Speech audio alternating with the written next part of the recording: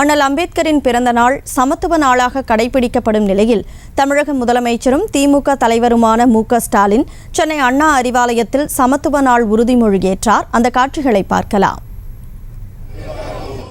சாதிகளின் பெயரால் நடக்கும் சமூக அடக்குமுறைகளுக்கு எதிராகவும் தொடர்ந்து போராடி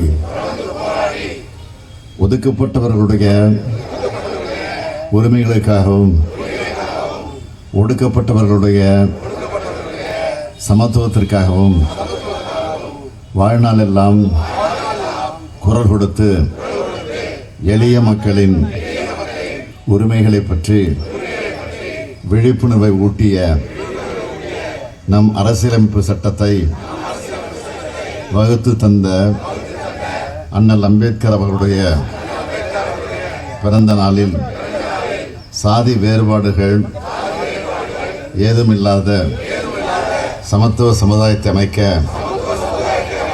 நாம் அனைவரும் பாடுபடுவோம் என்றும் சக மனிதர்களை சாதியின் பெயரால் ஒருபோதும் அடையாளம் காண மாட்டேன் என்றும்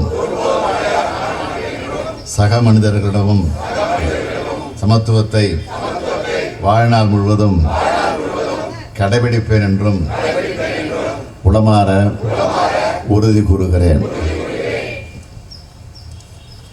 இதுகுறித்த கூடுதல் விவரங்களோடு நேரலையில் இணைகிறார் செய்தியாளர் ராஜேஷ். வணக்கம் ராஜேஷ், முழு விவரம்.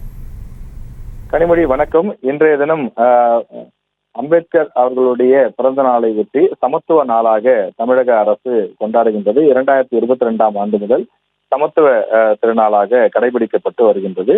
அதனை ஒட்டி திமுக சார்பில் சென்னையில் இருக்கக்கூடிய அண்ணா அறிவாலயத்தில் உறுதிமொழி ஏற்றுக்கொள்ளப்பட்டது. சமத்துவ நாளன்று ஒவ்வொரு அரசு அலுவலகங்கள், கட்சி அலுவலகங்கள் போன்றவற்றில் தொடர்ந்து கடந்த 3 ஆண்டுகளாக இது போன்று உறுதிமொழி ஏற்கக்கூடிய நிகழ்வு நடைபெற்று வருகின்றது. சாதி சமத்துவமற்ற சமுதாயத்தை படைக்க வேண்டும், சக மனிதர்களை சாதியின் பெயரால் ஒருபோதும் அடையாளம் காண மாட்டேன் என்றும், மனிதர்களிடத்தில் சமத்துவத்தை வாழ்நாள் முழுவதும் கடைபிடிப்பேன் என்றும் இந்த உறுதிமொழியானது ஏற்றுக்கொள்ளப்படுகின்றது. அதனை தமிழக முதலமைச்சரும் திமுக தலைவருமான மு.க.ஸ்டாலின், அதே போல தமிழக அமைச்சர்கள், சட்டமன்ற உறுப்பினர்கள், குறிப்பாக திமுகவினுடைய மாவட்ட செயலாளர்கள், MP கேண்டிடேட் போன்றவரெல்லாம் பலரும் கலந்து கொண்டு இந்த சமத்துவ திருநாள் அந்த உறுதிமொழியை ஏற்றுக்கொண்டார்கள்.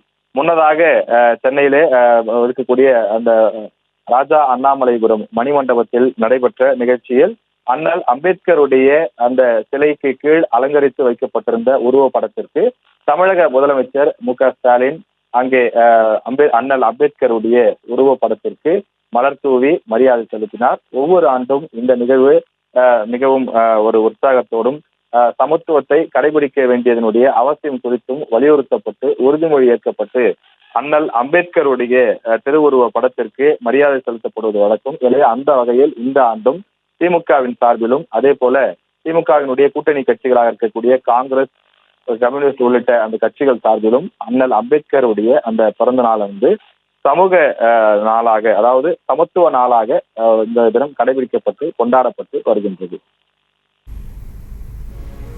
விவரங்களுக்கு நன்றி ராஜேஷ். செய்திகளை உடனுக்குடனும் துல்லியமாகவும் தெரிந்து கொள்ள சப்ஸ்கிரைப் பண்ணுங்க.